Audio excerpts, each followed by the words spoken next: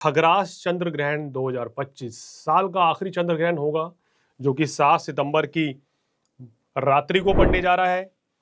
और इस ग्रहण के इस बार काफी मायने हैं। आखिर क्यों ये कहा जा रहा है कि ये ग्रहण देश दुनिया पर बहुत भारी पड़ेगा।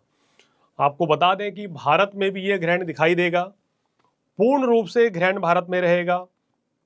7 सितंबर की रात्रि 9:56 से ये ग्रहण प्रारंभ हो जाएगा और 8 तारीख को, यानी कि 12 बजे के बाद जब 8 तारीख हो जाएगी तो 1:24 की मध्य रात्रि तक ये चंद्र ग्रहण जो है भारत में इस अवधि में दिखाई देगा। तो यानी कि अगर देखें तो 3.5 घंटे का तकरीबन समय ये चंद्र ग्रहण का रहेगा। और दर्शकों, मेरा ऐसा मानना है कि सूर्य ग्रहण के मुकाबले मैं चंद्र ग्रहण को ज़्यादा खतरनाक मानता हूं, क्योंकि चंद्रमा हमारे मन का कारक है। चंद्रमा मनसो जात, चंद्रमा हमारे मन मस्तिष्क को प्रभावित करता है। हम क्या फैसला लेंगे, हम हंसेंगे, हम परेशान होंगे, हम खुशियां मनाएंगे, हमारे जीवन में शुभ कार्य होंगे, आज का दिन मेरा कैसा जाएगा, क्या आज कोई सफलता मिलेगी, क्या नौकरी लगने के योग बनेंगे, क्या आज इंटरव्यू में सफलता मिलेगी, ये चंद्रमा तय करता है। अगर चंद्रमा राहु, शनि या केतु से पीड़ित हो जाए, इनकी दृष्टि में हो जाए, तो ग्रहण लगता है, मन विचलित रहता है, व्यक्ति दुविधा में रहता है, कंफ्यूज हो जाता है, सही फैसला नहीं ले पाता है। इस दौरान मान लीजिए अगर आप कोई इंटरव्यू फेस कर रहे हैं तो घबराहट महसूस करेंगे, चिंता रहेगी, कुछ याद करके आएंगे तो भूल जाएंगे। तो इस तरह का प्रभाव जो है चंद्रमा के पीड़ित होने से देखा गया है। अब चूंकि 7 सितंबर की मध्य रात्रि को जब यह ग्रहण पूरे अपने चरम पर होगा, उस समय पर ग्रहों की स्थिति क्या रहेगी, इसके बारे में मैं आपको बता देता हूं। और दर्शकों, उससे पहले आपको बता दें कि आप जो भी भक्ति टाइम्स पर हमारे वीडियो देखते हैं, उसमें हम कोई भी अगर ग्रह गोचर बताते हैं तो वो आपकी चंद्र राशि के अनुसार बताया जाता है।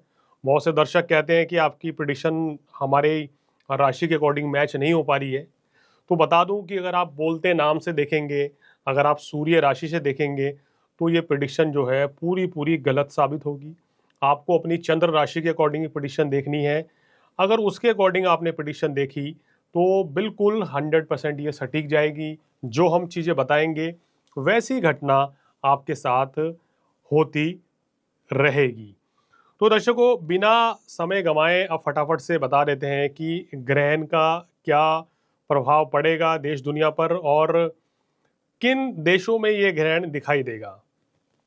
तो आपको बता दें कि एक तो कुंभ राशि में ग्रहण पड़ रहा है, उस दिन कुंभ राशि में राहु चंद्रमा की युति है और इनकी सीधी सीधी दृष्टि सिंह राशि पर रहेगी, जहां पहले से सूर्य, बुध और केतु की युति बनी हुई है। राहु की पूर्ण दृष्टि गुरु के ऊपर है, तो ये भी एक योग शुभ नहीं है। और बता दें कि पूर्वा भाद्रपद नक्षत्र में ये जो ग्रहण पड़ने जा रहा है, जो कि राहु का नक्षत्र है, तो इसलिए इस ग्रहण को इतना अच्छा नहीं कहा जा रहा है। अधिकतर राशियों के लिए ये ग्रहण चिंता लेके आ रहा है, परेशानी रहेगी। 1 महीने तक, तकरीबन 30 से 35 दिन तक इस ग्रहण का प्रभाव होता है। अब चूंकि 7 तारीख को ग्रहण लग रहा है, तो मेरा ऐसा व्यक्तिगत रूप से मानना है कि इसका असर 2-3 दिन पहले शुरू होगा, यानी कि 4 तारीख से दोपहर बाद से कहीं ना कहीं आपको ग्रहण का प्रभाव दिखना शुरू हो जाएगा। मन में नकारात्मक विचार आना, घबराहट, चिंता, विवाद, कलह की स्थिति, इस तरह की चीजें पैदा होंगी। अब बता दें, भारत में ग्रहण दिख रहा है तो उसका सूतक काल क्या होगा, सूतक काल का समय क्या रहेगा। देखिए, चंद्र ग्रहण में सूतक 9 घंटे पहले लगता है, तो 7 सितंबर को दोपहर में 12:55 पर यह सूतक लग जाएगा और सूतक लगते ही शुभ कार्य वर्जित हो जाएंगे। उसके बाद हम कुछ भी पूजा पाठ इत्यादि नहीं कर पाएंगे, मंदिर के कपाट वगैरह भी बंद हो जाएंगे और शुभ कार्य नहीं कर सकते हैं। कोशिश करें कि इस समय को शांति से टालें, किसी के साथ वाद विवाद ना हो, योग का सहारा लें अगर मानसिक तनाव बहुत ज़्यादा हो रहा है। और इस दिन अगर कोई बड़ी डील फाइनल करने की सोच रहे हैं या कोई शुभ कार्य करने की सोच रहे हैं तो उसको टाल दें, तो बहुत ही बेहतर है, क्योंकि सूतक काल में हम ये सलाह देते हैं कि कोई भी शुभ कार्य नहीं किया जाता है। तो दर्शकों, भारत के अलावा, एशिया के अलावा ये ग्रहण पूरे यूरोप में दिखेगा, कुछ समय के लिए ऑस्ट्रेलिया, न्यूजीलैंड में ग्रहण दिखेगा, इंग्लैंड में ग्रहण दिखेगा, इटली में ग्रहण दिखेगा, फ्रांस में भी दिखेगा, नॉर्थ अमेरिका और साउथ अमेरिका में भी, यानी अमेरिका के कुछ हिस्सों में ये ग्रहण दिखेगा। जहां जहां ये ग्रहण दिखेगा इसका बुरा प्रभाव जो है उन क्षेत्रों पे रहने वाला है। अभी आप देखिए इस समय हिंदुस्तान में क्या स्थिति चल रही है, बाढ़ के हालात बन रहे हैं, बारिशें हो रही हैं, लैंडस्लाइड हो रहा है। उस समय पे ग्रहण का पड़ रहा इस तरह की नकारात्मक स्थितियों को और बढ़ा सकता है, क्योंकि ज्योतिष में कहा गया है कि चंद्र ग्रहण से पहले जो स्थितियां चल रही होती हैं वो यथावत चलती रहती हैं कुछ समय तक, और ज़्यादा इनमें बढ़ने की आशंका रहती है। तो इसलिए आने वाले समय में सभी राशियों से, सभी दर्शकों से अपील है कि कोशिश करें कि इस समय कहीं पहाड़ी क्षेत्र की यात्रा ना करें, क्योंकि बहुत लैंडस्लाइड हो रही है, बड़ा नुकसान हो रहा है। हिमाचल प्रदेश हो, चाहे उत्तराखंड हो, चाहे जम्मू हो, आपने देखा ही है, पंजाब का, हरियाणा का भी बुरा हाल है। और दिल्ली एनसीआर में भी या महाराष्ट्र में कहीं की भी बात करें, त्राहिमाम त्राहिमाम की स्थिति बनी हुई है। कोशिश करें कि आप ग्रहण काल से 2 दिन पहले या आने वाले समय में कहीं कोई यात्रा का प्रोग्राम ना करें। ज़रूरी अगर हो, बहुत ज़रूरी हो तभी जाएं, अन्यथा तो प्रोग्राम कैंसिल करें। और ये ग्रहण का दिन 7 सितंबर का दिन सुख शांति से बिताएं। मन ही मन में ओम नमः शिवाय का जाप करें। क्रोध की अधिकता से बचें। अगर मानसिक तनाव हो रहा है तो योग का सहारा लें। और इस दिन खासकर मांस मदिरा का सेवन इत्यादि नहीं करना चाहिए और ब्रह्मचर्य का पालन करना चाहिए। तो दर्शकों आप फटाफट से बता देते हैं कि 12 राशियों पर इसका क्या प्रभाव पड़ने वाला है। शुरुआत मेष राशि के साथ। मेष राशि वालों, 11वें भाव में आपके ग्रहण पड़ रहा है, तो धन लाभ के लिए, नौकरी व्यवसाय काम कारोबार के लिए अच्छा है। लेकिन बड़े भाई की और संतान की सेहत का इस समय ध्यान रखें, उनके साथ मनमुटाव से बचें। इस समय नए सौदे आपके पास आएंगे, नए प्रस्ताव आएंगे, उनको सोच समझ के ग्रहण करें। 12वें भाव में शनि है, शनि की 7.5 भी आपके ऊपर है, शनि वक्री है, इसलिए कह रहा हूँ कि इस समय जल्दबाजी में कोई भी निर्णय मत लीजिए, अन्यथा तो नुकसान भी उठाना पड़ सकता है। वृषभ राशि की चर्चा करते हैं। वृषभ राशि वालों, 10वें भाव में ग्रहण पड़ने के चलते ये ग्रहण आपके लिए काफ़ी अच्छा रह सकता है। धन लाभ भी होगा, मान प्रतिष्ठा भी बढ़ेगी। आने वाले समय में काम कारोबार में सफलता भी मिलेगी। नए काम कारोबार की शुरुआत भी होती दिखाई दे रही है। और कहीं ना कहीं आपका गृहस्थ जीवन भी अच्छा दिखाई दे रहा है। लेकिन कभी कभी जीवन साथी के साथ मनमुटाव की स्थिति से बचना होगा। दफ्तर में ग्रहण वाले दिन, हालांकि क्योंकि संडे पड़ रहा है, लेकिन फिर भी कई इंडस्ट्रीज ऐसी हैं जहां संडे को भी लोग काम करने आते हैं। जैसे जिस इंडस्ट्री में हमें, मीडिया इंडस्ट्री में भी संडे को भी काम होता है। डे शिफ्ट भी होती है, नाइट शिफ्ट भी होती है। या आप किसी भी कारखाने में, किसी भी कंपनी में कहीं भी काम करते हैं, अगर इस दिन या आने वाले ग्रहण से 2 दिन पहले, 2-3 दिन बाद कहीं भी कार्य करेंगे तो अपने आप को विवादों से दूर रखें, लापरवाही ना करें। चर्चा मिथुन राशि वालों की, जिनके लिए ग्रहण जो है काफ़ी अच्छा साबित होगा। विदेशों से लाभ दिखाई दे रहा है, धर्म कर्म में रुचि बढ़ेगी, भाई बहन का सहयोग मिलेगा, काम कारोबार अच्छा रहेगा, आपको धन लाभ के योग बनते हुए भी नजर आ रहे हैं। ये समय आपके लिए अगर देखा जाए तो व्यापार के दृष्टिकोण से काफ़ी अच्छा है, नौकरी के दृष्टिकोण से बहुत ही सुंदर है। लग्न में आपके गुरु बैठे हैं, तो कहीं ना कहीं बड़ी परेशानियों से, कष्टों से आपको बचा रहे हैं। और इसके साथ साथ ही कोई भी समस्या अगर आपके ऊपर चल रही है तो गुरुदेव बृहस्पति के शुभ आशीर्वाद से वो परेशानियां आपकी दूर हो जाएंगी। चर्चा कर्क राशि पे, ये वो पहली राशि है जिसको बहुत ज़्यादा अलर्ट रहना है, सचेत रहना है, क्योंकि आपके अष्टम भाव में राहु के नक्षत्र में ग्रहण पड़ रहा है। तो यहाँ कर्क राशि वालों, इस ग्रहण काल के दौरान या इससे पहले अपनी सेहत का ध्यान रखें। धन हानि से बचना होगा, किसी को पैसा उधार ना दें। नए काम कारोबार की शुरुआत अभी नहीं करनी है। और इस समय गृहस्थ जीवन में भी मनमुटाव की स्थिति से आपको बचना चाहिए। हालांकि सामान्यतः आपके काम कारोबार के लिए देखें, बिजनेस के लिए देखें, तो उसमें स्थिति आपकी अच्छी रहेगी और धन लाभ के योग भी आपके बनते हुए नजर आ रहे हैं। तो दर्शकों अब चर्चा करते हैं सिंह राशि वालों की। ये वो दूसरी राशि है जिसको सचेत रहना होगा, क्योंकि आपकी राशि से सप्तम भाव में ग्रहण पड़ रहा है, तो इसका असर आपके जीवन साथी की सेहत पर पड़ सकता है, आपकी सेहत पर पड़ सकता है। अगर आप पार्टनरशिप में कोई काम करते हैं तो ये पार्टनरशिप खराब हो सकती है, कोई गलतफहमी पैदा हो सकती है। अगर आप खुद का बिजनेस करते हैं, आप राजनेता हैं, आप अभिनेता हैं, आप खिलाड़ी हैं, तो इस समय आपकी परफॉर्मेंस थोड़ी डाउन रह सकती है, आपका काम कारोबार में उतार चढ़ाव रह सकता है। तो सावधानी पूर्वक चलना होगा। सिंह राशि वालों, आप ही की राशि में सूर्य, केतु और बुध की युति भी है, जो मानसिक तनाव का भी इशारा कर रही है। इस दिन या आने वाले कुछ दिन मानसिक तनाव आपको हटाना होगा। एक प्रेशर दिमाग में चल रहा है, उसको हटाना है और कहीं ना कहीं सत्कर्म की ओर चलना है।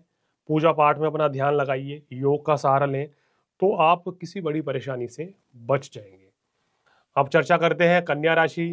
कन्या राशि वो तीसरी राशि है जिसको बहुत अलर्ट रहना होगा, क्योंकि आपके छठे भाव में राहु चंद्रमा की युति है, जिसके चलते शारीरिक कष्ट, मानसिक तनाव, रोग, ऋण, शत्रु ये सब बढ़ सकते हैं।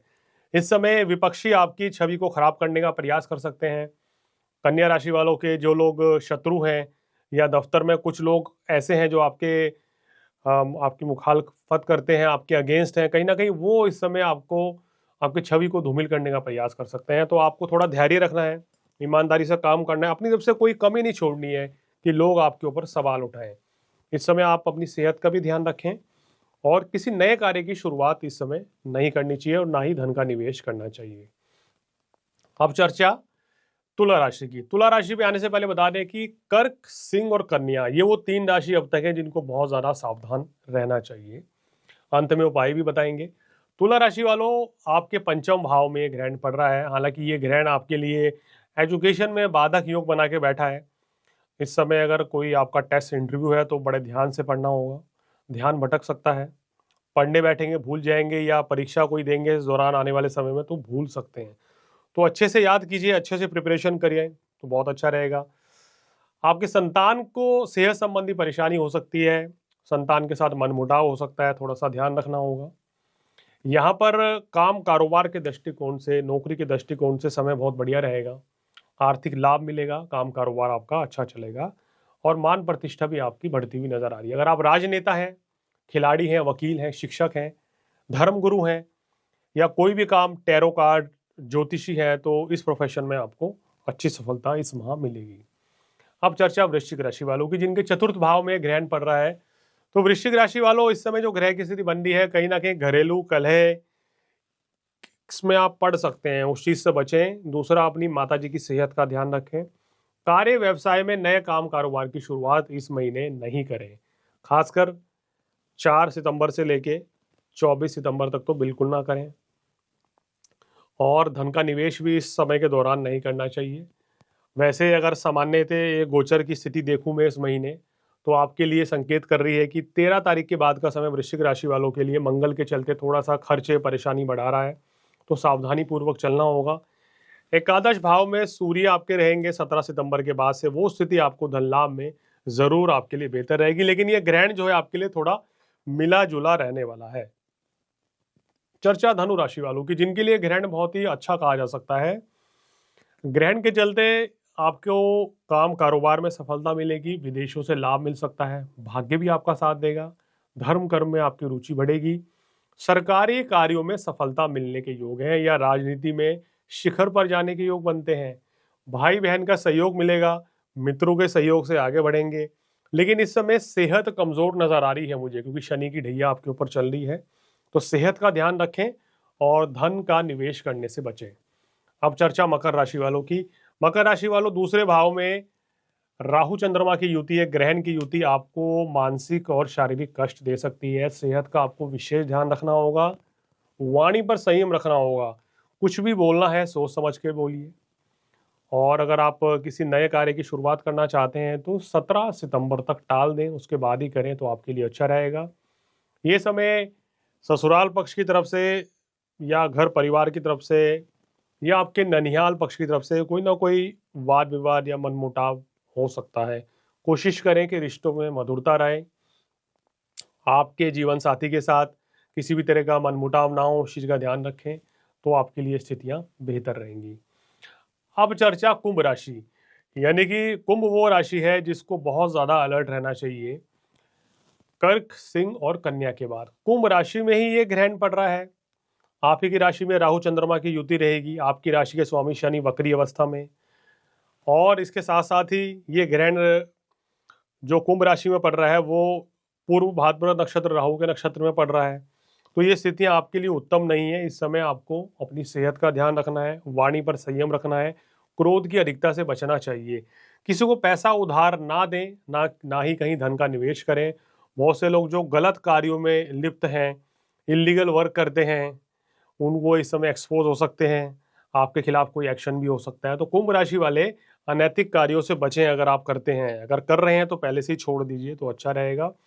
इस दौरान कार्य व्यवसाय में सफलता तो मिलेगी, लेकिन कहीं ना कहीं रुकावट अड़चनें बहुत रहेंगी।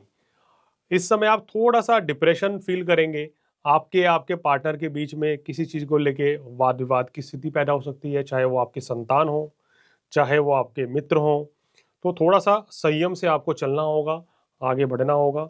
भगवान शिव की आराधना करें, शनि देव की आराधना करें, तो निश्चित रूप से लाभ मिलेगा।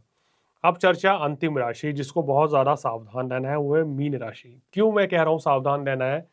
क्योंकि आपकी राशि में शनि अभी चल रहे हैं, वक्री अवस्था में है, 7.5 चरम सीमा पर चल रही है इस समय।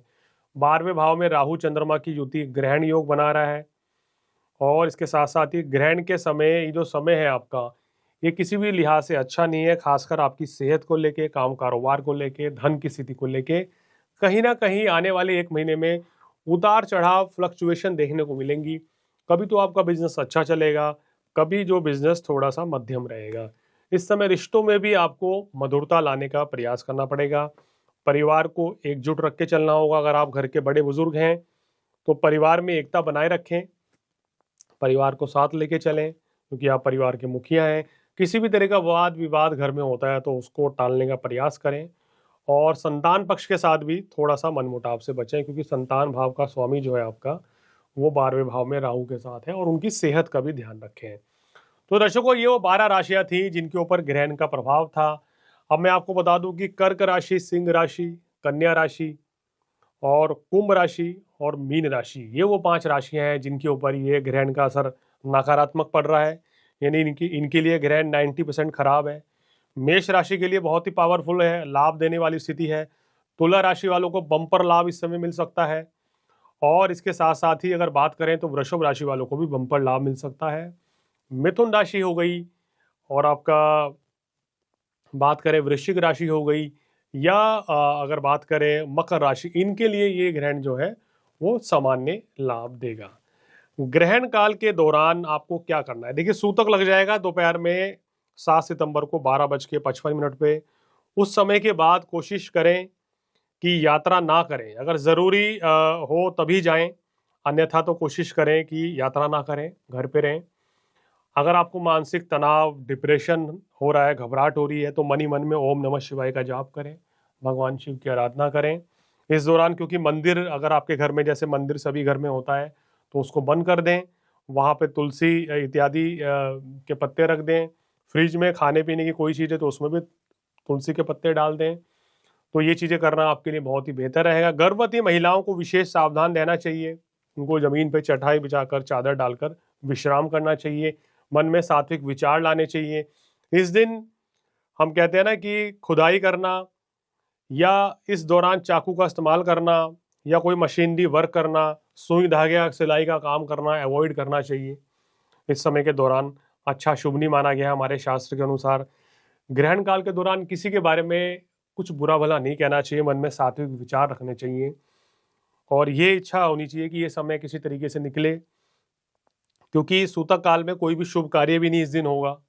इस दिन अगर आप किसी मंगल कार्य की लिए योजना भी बनाना चाह रहे हैं तो वो भी ना करें तो बेहतर रहेगा। 12:55 के बाद दोपहर से।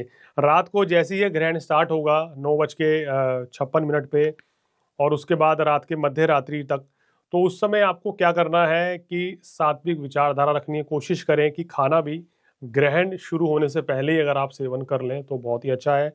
बड़े बुजुर्ग जो हैं या बीमार व्यक्ति हैं, जो बच्चे हैं, उनको कोई मनाही नहीं है, लेकिन अगर संभव हो तो ग्रहण काल की ये 3-3.5 घंटे की जो अवधि है, इस दौरान अगर आप मौन भी रखते हैं या अगर व्रत भी करते हैं तो अच्छा रहेगा।